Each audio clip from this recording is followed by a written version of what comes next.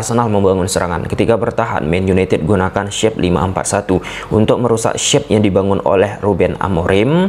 Arteta terlihat meletakkan banyak orang di sektor tengah, Rice dan Odegaard, dibantu oleh Zinchenko. Dan pada momen ini Partey terlebih dahulu melakukan back pass ke posisi Kiwior dengan harapan untuk menarik shape yang dibangun oleh Man United dan membuat Zinchenko dapat space di sektor tengah. Terjadilah 3 versus 2. Zinchenko, Rice, Odegaard menghadapi Ugarte dan Bruno Fernandes. Ketika Arsenal sudah melewati pemain depan, pemain tengah, kekuatan yang dimiliki oleh Man United ya di sektor pertahanannya 5 pemain di belakang, yang itu bisa memukul balik keadaan attacking yang coba dilakukan oleh Arsenal. Nah, kemudian Man United pun harus dihadapi dengan adaptasinya pendekatan yang dilakukan oleh Arteta. Nah, pada grafis ini Arteta seakan-akan menggunakan struktur 5 pemain di belakang dengan 4 back, Zinchenko, Kiwior, Saliba, dan Timber dibantu oleh Saka. Nah, tujuannya jelas teman-teman, untuk mengantisipasi 5 penyerang yang dilakukan oleh United pada fase penyerangan. Nah, setelah membentuk 5 pemain di belakang, Arsenal pun beradaptasi dengan merubah lagi strukturnya menjadi 4-4-2. Nah, fleksibilitas pergerakan, fleksibilitas formasi yang dimainkan oleh Arteta sangat amat berjalan prima di atas lapangan, dan malapetaka terjadi bagi Man United itu sendiri ketika situasi set piece alias corner kick dihajar habis-habisan oleh Arsenal, dan ya itu diakui oleh Ruben Amorim, mengubah situasi pertandingan. Ya, Arsenal berhasil mengalahkan Man United dengan skor akhir 2-0 dalam lanjutan Liga Inggris. Gol Arsenal dicetak oleh Timber di menit 54. Kemudian gol kedua dicetak oleh William Saliba di menit 73. Sebelum lebih jauh, aku gak pernah bosan-bosannya untuk ingatkan teman-teman, ketika teman-teman tonton video ini, jangan lupa tekan tombol like-nya. Oke, Arsenal di atas kertas bersama Arteta gunakan pola 1-4-3-3, sedangkan Manchester United bersama Ruben Amorim gunakan pola 1-3-4-3. Nah, ini struktur penyerangan yang coba dibangun oleh Arsenal. Nah, di posisi belakang terlihat permainan posisi dilakukan oleh Kiwior, Timber, dan Saliba teman-teman, yang naturalnya kalau kita lihat di atas kertas posisi Saliba itu sebagai center back, sedangkan Timber bermain sebagai fullback sebelah kanan. Namun seiring berjalannya waktu, Timber kembali itu berada di posisi fullback sebelah kanan. Nah, posisi Zinchenko kerap masuk ke tengah seperti di skematisasi ini, dan seakan-akan lagi Arsenal menyisakan 3 pemain di belakang yang bentuknya Kiwior, Timber, dan Saliba. Ketika bertahan, Manchester United gunakan shape 5-4-1. Pada momen ini, Partey terlebih dahulu mencoba memberikan back pass ke posisi Kiwior untuk menarik, memancing ya press trigger dari pemain-pemain United. Nah, ketika ditarik pemain-pemain United, dapatlah ruang terhadap posisi Zinchenko. Nah, 3 versus 2 terjadi di sektor tengah. Rice, Zinchenko, Odegaard menghadapi Ugarte dan Bruno Fernandes. Arsenal setelah berhasil melewati pemain depan, pemain tengah dari Man United, 5 pemain belakang dari Man United sangat amat peran krusialnya untuk memutar balik ataupun memukul serangan yang dilakukan oleh Arsenal. Pada momen ini Zinchenko melakukan diagonal pass ke posisi sayap kanan dari Arsenal. Di situ bisa dipatahkan oleh Malaysia. Nah, kembali direpetisi oleh Arsenal dengan bangunan serangan yang tak jauh berbeda secara substansi seperti di klip sebelumnya. Nah, 3 pemain di belakang, Kiwior, Saliba sudah balik sebagai center back tengah teman-teman. Timber pun berada di posisi area sebelah kanan. Saat tanpa bola, Man United gunakan shape 5-4-1 di sektor tengah. Lihat bagaimana kepadatan yang coba dibangun oleh Mikel Arteta. Ada Zinchenko, Partey, Odegaard, dan Rice teman-teman. Nah, di sini bola diberikan ke posisinya Odegaard yang mencoba menjemput bola, akhirnya menciptakan opsi passing. Timber selaku pemain belakang melakukan pergerakan positional play, nah, untuk membuka ruang ke posisi ataupun menerima aliran bola dari Odegaard. Nah, ketika sudah dilewati ini 4 pemain tengah yang dibangun oleh United, nah selanjutnya kan akan berhadapan dengan lini belakang dari United. Nah, di situ kerap patah serangan yang dibangun oleh pemain-pemain Arsenal. Nah, menjadi key point penting pada pertandingan Arsenal menghadapi Man United.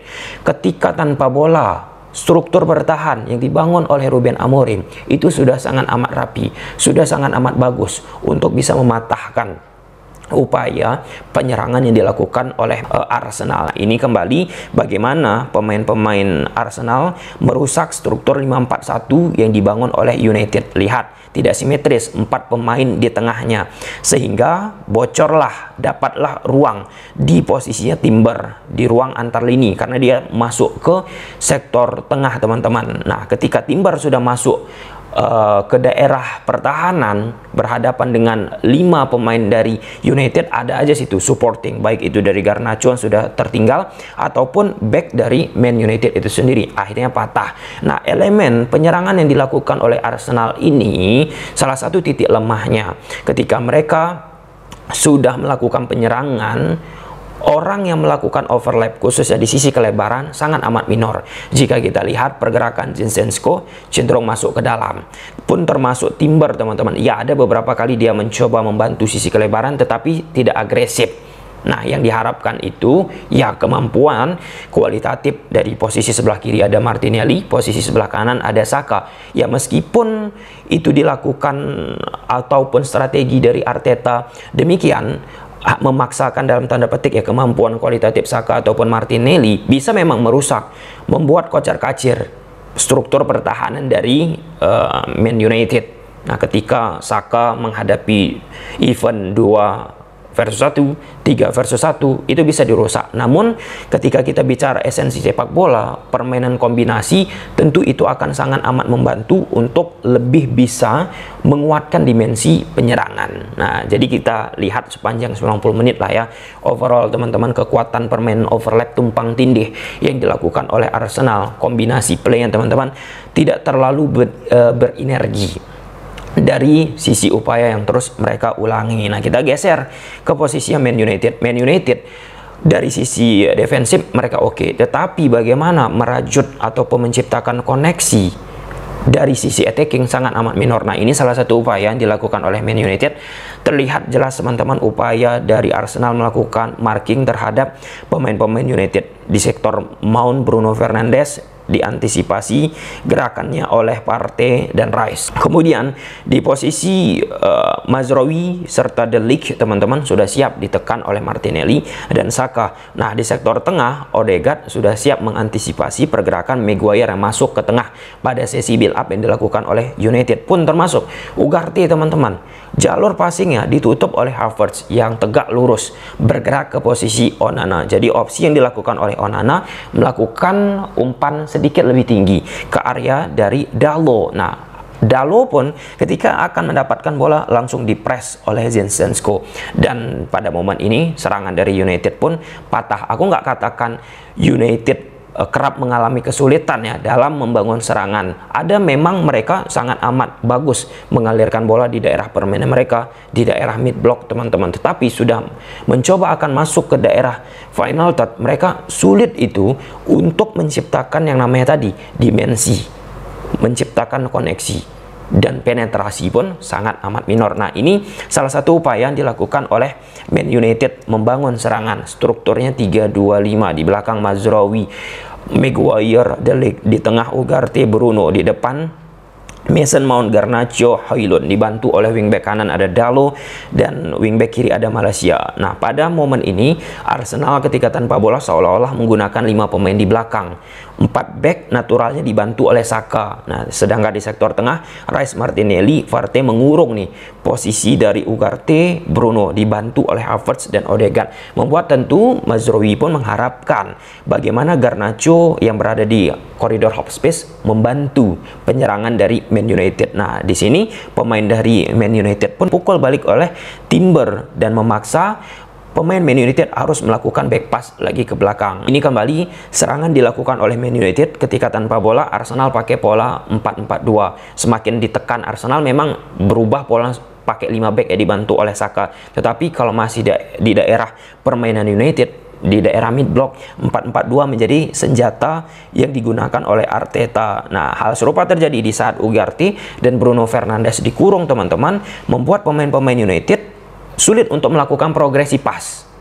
ke area depan, dan ujungnya back pass lagi dilakukan oleh pemain-pemain United. Nah, pada saat ada satu momen serangan dilakukan oleh United, tekanan dilakukan oleh Arsenal seiring berjalan ini untuk mengurung pemain tengah dari Man United, teman-teman. Ada gestur dari Ruben Amorim untuk meminta pemain United itu melakukan progresi ke depan, jangan lagi mundur ke belakang. Nah, ketika kita mundur ke belakang, maka pressing ataupun penekanan yang dilakukan oleh lawan itu akan menyulitkan pemain-pemain United. Yaitu alhasil terjadi di atas lapangan, pemain United dipaksa untuk ke belakang, aliran progresi ke depan pun semakin sulit untuk dilakukan. Itu menjadi persoalan bagi United. Nah, ini momennya bagaimana aliran bola coba dilakukan oleh United, posisi sektor tengah Maguire ataupun Bruno Fernandes. Nah, lihat bagaimana gerakan mereka ditutup, diantisipasi oleh pemain-pemain Arsenal. Nah, membuat Mazraoui langsung memberikan umpan passing ke sektor depan lewat hold yang coba dilakukan oleh Højlund, teman-teman. Dan di sini Højlund pun serangan dari United patah ya akibat ketidaksempurnaan. Jadi itu tadi, patah lagi upaya-upaya serangan dilakukan oleh United yang tidak berenergi cukup baik, teman-teman. Nah, ketika Arsenal sudah coba melakukan penyerangan lewat permainan open play, gagal, sulit mereka tembus karena defensif United sangat amat oke, teman-teman. Nah, salah satu andalan dari Arsenal ya tentu memanfaatkan yang namanya set piece alias corner kick. Nah, misalnya kita lihat proses gol pertama, corner kick yang dilakukan oleh Arsenal ini ciri khas banget, template. Nah, pemain awalnya bergerak dari tiang jauh, kemudian bergerak menuju ke tiang dekat.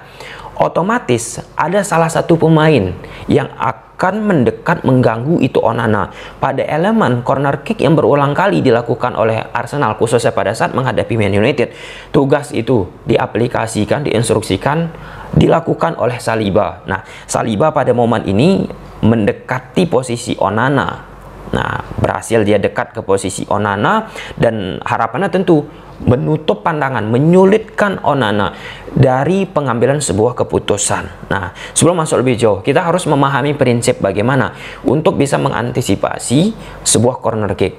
Menurut teori sepak bola, ada 3 caranya kita bertahan. Yang pertama, menerapkan man-to-man marking.